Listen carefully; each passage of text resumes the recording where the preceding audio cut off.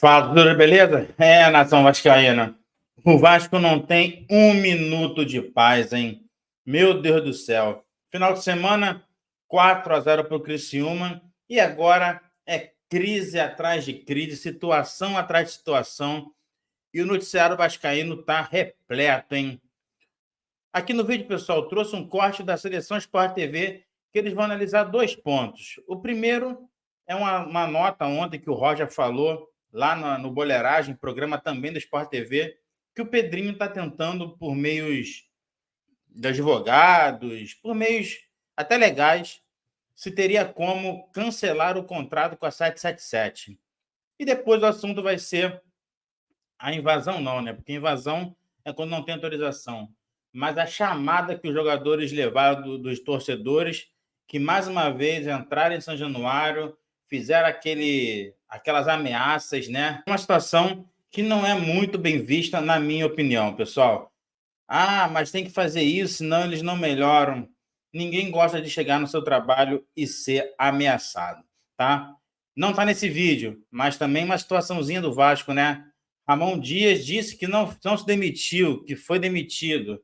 777 alega que o técnico pediu demissão logo após a derrota lá contra o Criciúma. Um quer pagar a multa, um não quer pagar a multa, claro, e o outro quer receber a multa. Então, nos próximos dias, devemos ter também essa guerrazinha de bastidores entre o ex-técnico vascaíno e os donos da SAF. Pessoal, antes de começar aqui o vídeo, só uma opinião. Uma opinião de quem não leu o contrato, uma opinião de quem não sabe como é amarrado o contrato. Mas o Vasco foi vendido, pessoal. O Vasco foi vendido. Então, o associativo, não importa que nome leve, não tem controle sobre o futebol do Vasco. Então, não adianta o Pedrinho falar, esbravejar, porque já sabia disso. Eu não sei as pessoas que fizeram esse contrato, né? Foi numa outra gestão, outros dirigentes. Mas a questão é que o Vasco é vendido. E outra coisa, até parece que o pessoal não conhece esse mundo corporativo. Eu já ouvi falar assim: não, o Botafogo é diferente, lá foi vendido 90%, o Vasco foi só 70%. Meu filho, passou de 51%, você não manda mais nada, essa que é a verdade. Então, se é 70%, se é 90%, se é 85%, pouco importa. Para quem gosta de mundo corporativo, o mundo cruel é esse. E eu, sinceramente, não estou entendendo o que o Pedrinho está querendo, né? Eu sei que o contrato tem cláusulas, se a 77 não fizer isso, não fizer aquilo, o contrato pode ser amarrado, pode ser desfeito, desculpa. Mas eu estava dando uma olhadinha tempos atrás, é muito pouco provável que nós tenhamos o descumprimento da 777. Assim como o Cruzeiro agora. Foi vendido porque o Ronaldo quis, gente. O Ronaldo quis vender, alguém foi lá e comprou. Então, na minha opinião, a 777 só sai do Vasco se ela quiser. Não adianta ninguém se esbravejar, reclamar, porque não tem jeito. Foi vendido, foi pronto. A verdade é nua e crua, tá? Crédito do vídeo, link aqui na descrição desse vídeo, Grupo Globo, Sport TV, programa Seleção Sport TV, pessoal. Vamos para o corte aí para falar um pouco sobre esse momento do Vasco. Até porque o grupo político que elegeu o Pedrinho fala isso abertamente, que o Pedrinho, como presidente do Vasco, tem várias questões com a 777, várias questões. Me parece, olhando de fora, que eles olham para o negócio e falam: poxa, não foi o melhor negócio que o Vasco poderia ter feito. Será que tem alguma brecha que a gente possa achar aqui para refazer ou remoldar esse negócio? Ontem, o Roger Flores contou o seguinte no Boleiragem, dá uma olhada. Pedrinho, que é o presidente associativo do Vasco, estava indo para Brasília e atrás de reuniões importantes, mexendo os pauzinhos. E tá correto. Para tentar, de algum jeito, encontrar a solução dessa briga entre a associação e 777, né? Vasco, o Pedrinho embarcando para Brasília para buscar essa solução. E precisa o Pedrinho ter mais voz, né? Então, por exemplo, no caso do Bahia... Me desculpa, Paulo Nunes, me desculpa. É um desconhecimento, assim, meu Deus do céu, medonho do que é o mundo corporativo, gente. Não precisa não, foi vendido, filho. Os caras ouvem se quiser, é simples assim. Como eu falei anteriormente, verdade nua e crua. Aceitem, que dói menos. Ah, o contrato é ruim. O VAR está se sentindo lesado. Aí é outra história. Agora, que o Pedrinho e qualquer um que entre lá na questão da presidência tem que ficar quietinho, tem. Fato. Que elegeu para presidente do clube associativo um dos maiores ídolos da história do clube, o presidente não tem nem clube social para cuidar. É o Emerson. Ele tem uma sala. Aliás, ele quer alugar uma sala em Salvador, porque nem isso ele tem no momento. Ele não pode dar entrevista sobre o futebol do Bahia. Ele foi eleito sabendo disso e está tentando achar um jeito harmonioso de conviver com a SAF, da qual ele é sócio, minoritário. No caso do Vasco, Capello, como é que você está vendo a situação? E se tem brecha, depois que você vende um clube e se arrepende, tem brecha para você desfazer o negócio? Olha, Rizek, como todo contrato, tem ali uma série de obrigações que o sócio majoritário tem que cumprir, né? De investimento, de obrigações ali que ele tem que cumprir em relação à administração do futebol, né? Como eu não conheço o contrato, não li o contrato, eu não sei dizer exatamente quais são, mas o Pedrinho já leu o contrato. Ele não pode falar publicamente, inclusive tem uma entrevista coletiva que ele deu que virou meio meme, né, entre torcedores, em que ele não pode falar, estava com uma cara ali meio abatido, estava chateado, mas o Pedrinho conhece o contrato, então ele sabe exatamente o que ele tem que fiscalizar. Essa é a função dele nesse momento, né? Ele tem que fiscalizar esse contrato. Essa é uma função bastante importante, inclusive, né? De todos os clubes que vendem a SAF e ficam com uma função minoritária, eles têm que fiscalizar aquele contrato. E o Pedrinho está fazendo. Agora, tem coisas que têm acontecido no Vasco. Então, assim, quando o Pedrinho vai e emite uma nota oficial exigindo que a 777 dê garantias de que vai fazer o pagamento em setembro, né? Porque tem ali um aporte que está marcado para ser feito em setembro. Não me faz muito sentido, sinceramente. Assim, não, é como você ter um pagamento que você tem que fazer ao banco em determinada data e o banco quer uma garantia de que você vai pagar. Não faz sentido, né? Depois que você não paga, aí sim você tem uma notificação para pagar. Enfim, mas me parece que o Pedrinho ali quis fazer algum tipo de demarcação e de demonstração pública de que ele está cobrando a 777. Mas, por enquanto, é uma situação meio confusa, né, Rizek? E a situação é essa. A 777 está muito preocupada.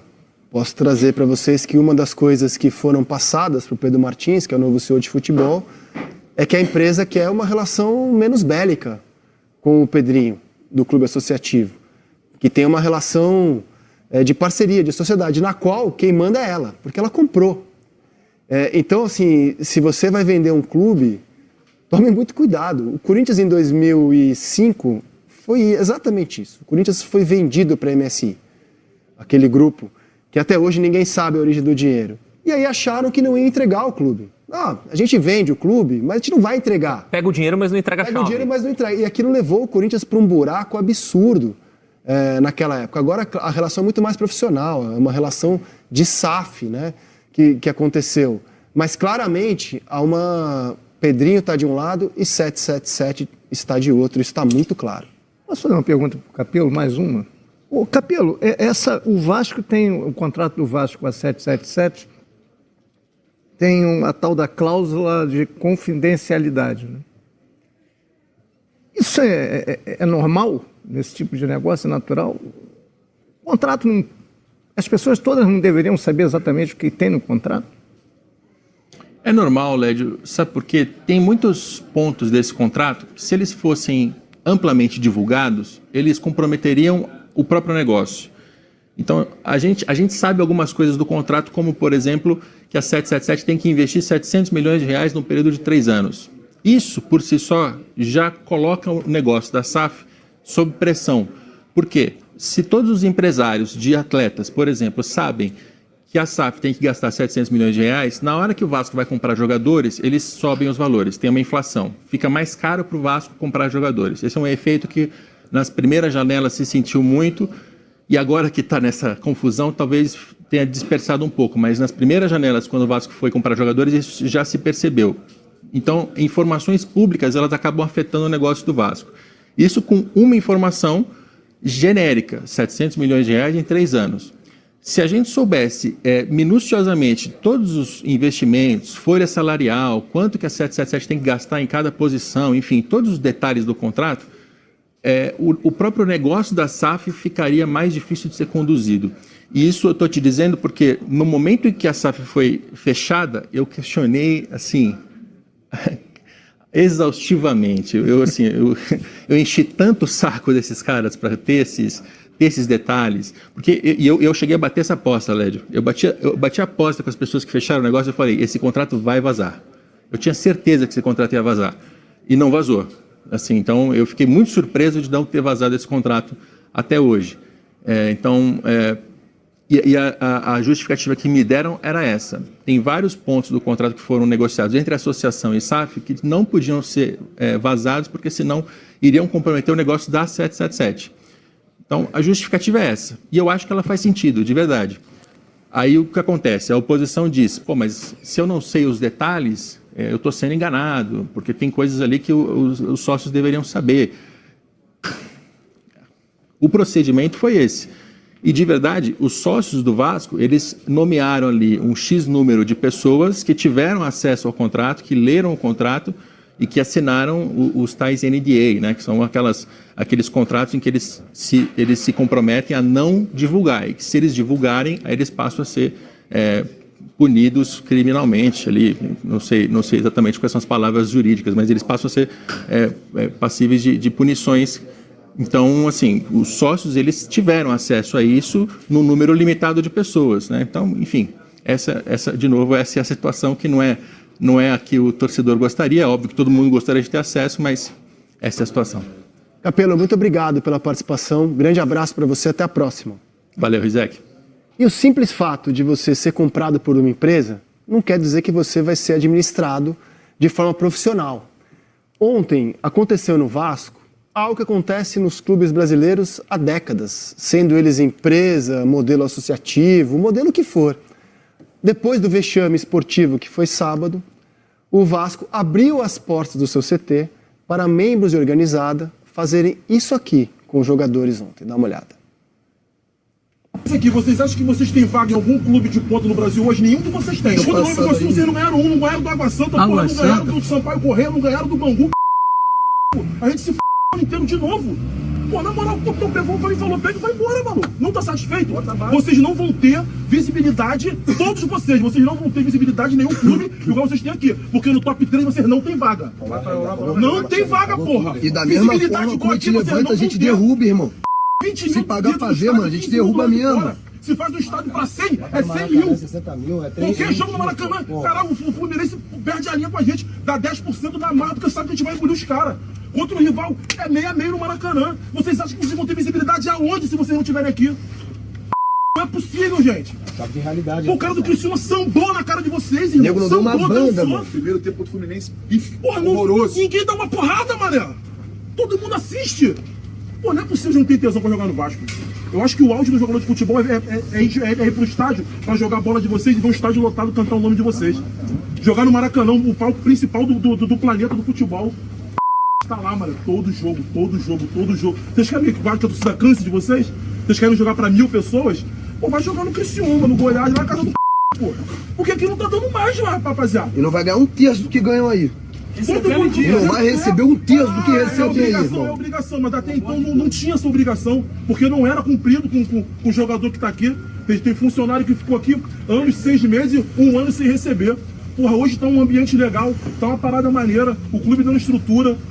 Se vocês não querem ficar, irmão, beleza, eu vou bater palma pro Sub-13, pro Sub-14, porque eu sou Vasco, irmão. Mas deixa jogar quem quer, irmão. Agora, vou voltar a repetir, ser repetitivo. Não é querer esculachar assim. Vocês não têm vaga nos top 3 do Brasil. E vocês estão jogando por uma torcida que é top 1, irmão. Ninguém no Brasil faz o que a gente faz. Ninguém é humilhado como a gente é humilhado e vai pra arquibancada e continua indo. Com 2 minutos de abertura de ingresso, já esgota a porra do ingresso. Cambista pede 350, 500 reais no ingresso lá de fora. Vagabundo que ganha salário mínimo vai lá e paga pra poder ver vocês. Pra vocês tomar de 4-0 do Criciúma, o cara dançar, rebolar e ninguém dá uma porrada no cara. Pô, isso não existe. Esses torcedores foram porta-vozes da indignação do vascaíno como um todo, diante do vexame que foi sábado. Sabe por que vocês estão assistindo essas imagens, que são da torcida Força Jovem? Porque as organizadas transmitiram isso ao vivo, depois postaram nas redes sociais, o que transformou esses torcedores em heróis, né? Heróis da indignação cruzmaltina. Se eles falassem tudo isso daí na arquibancada, eu acho que é completamente do jogo. Agora, quando um clube abre a porta do seu CT, local de trabalho, para que os torcedores deem esse esculacho nos atletas, o clube está avalizando tudo isso. Ele está assinando embaixo do que está sendo dito e é uma humilhação para o jogador. Qual a consequência prática disso? Há quem acredite que o Vasco, a partir de agora, vai começar a jogar bola por causa desse esculacho. Se isso fosse verdade, o Vasco nunca teria sido rebaixado. Nunca nenhum clube grande teria problema, porque basta dar um esculacho, o time começa a andar. Na minha visão, a consequência prática disso é que, por exemplo, o Vasco procurando um treinador, um profissional que hoje está bem empregado, bem remunerado, vai olhar essa imagem, vai pensar 2 vezes, cara. Peraí, eu vou trabalhar num local onde, depois de uma derrota, vão abrir a porta para eu passar por isso? O jogador, idem. Ele vai pensar, peraí, eu vou jogar ali, onde abrem a porta do meu local de trabalho para me dar esse esculacho, por mais que esse esculacho represente a indignação do torcedor depois do jogo de sábado. Tem que tentar contextualizar o que eu andei conversando, apurando e tentando entender o que levou o Vasco a aceitar essa situação. O Vasco levou uma esculachada do Criciúma em São Januário. São Januário estava lotado. Em condições que a gente já cansou de ver, aquele jogo terminaria em condições bem difíceis de segurança em São Januário. E as organizadas seguraram a bronca. E não teve nenhum problema em São Januário no sábado.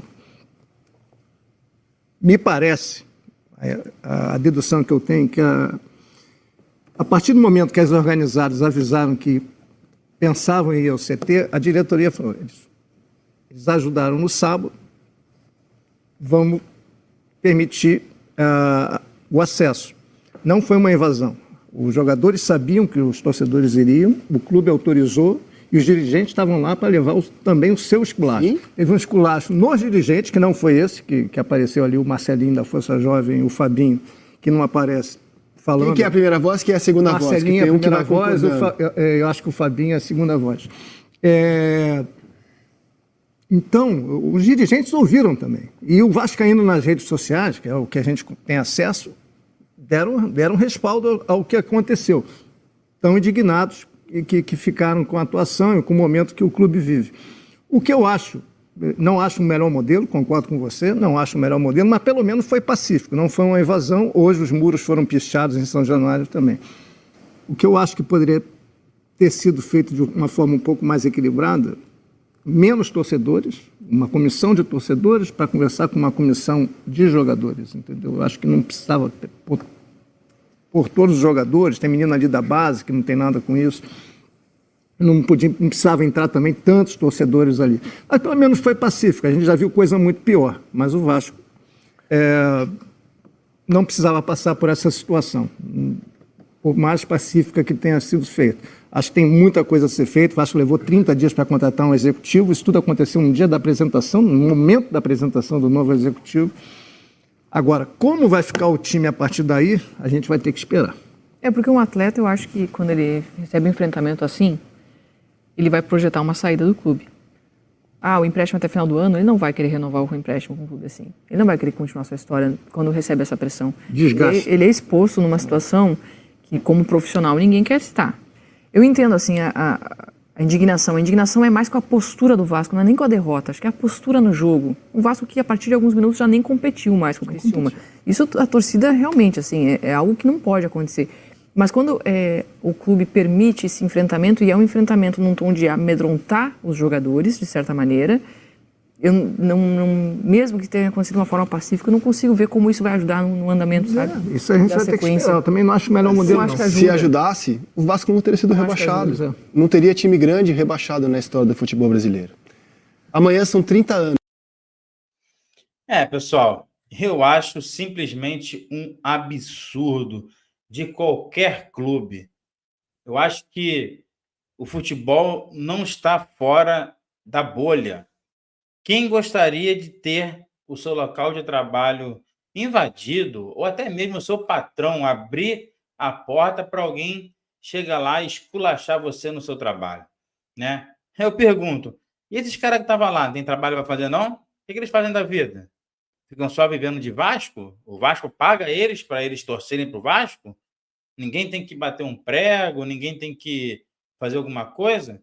Eu acho muito. Falo isso há muito tempo, falo isso de todos os clubes. É simplesmente um absurdo, na minha opinião. Entendo a revolta. Se fosse vascaíno, eu estaria muito revoltado. Vi o jogo sábado, foi o único jogo que eu vi no final de semana. Foi Vasco e Criciúma. E confesso a vocês que simplesmente não acreditei no que vi. Não acreditei no que vi. Porém, isso aí não é motivo. Essa é nessa vascaína. Sei que muitos não concordam comigo, muitos gostam desse esculacho, dessa pressão. Deixe no comentário do vídeo de vocês o que vocês acham, né, dessa situação do Vasco, 777, pressão nos jogadores, a derrota vexatória para o Criciúma e tudo que aconteceu nesse final de semana com o clube Cruz Maltino. Galera, lembrando da nossa liga, hein? Tem a Liga do Cartola do Apenas Torcedores. Link da liga está aqui na descrição do vídeo e junto está o contato do canal. Não basta se inscrever na liga, tem que entrar no canal, no grupo do Zap para participar, até para saber como participar, como ganhar os prêmios e por aí vai. Prêmio toda rodada, hein? Vamos para a 5ª rodada, já tivemos 4 vencedores nas 4 primeiras rodadas. E quem chegou até aqui no vídeo, muito obrigado. Curta nosso vídeo, se inscreva no canal, compartilhe com os amigos, claro, e também, né, pessoal, marca o sininho aí, que toda hora que entrar vídeo no nosso canal, você vai ser notificado. E também não se esqueça, né, nos siga nas redes sociais, X, TikTok e Instagram. Muito obrigado a todos, até a próxima. Valeu, torcedores. Valeu, nossa vascaína.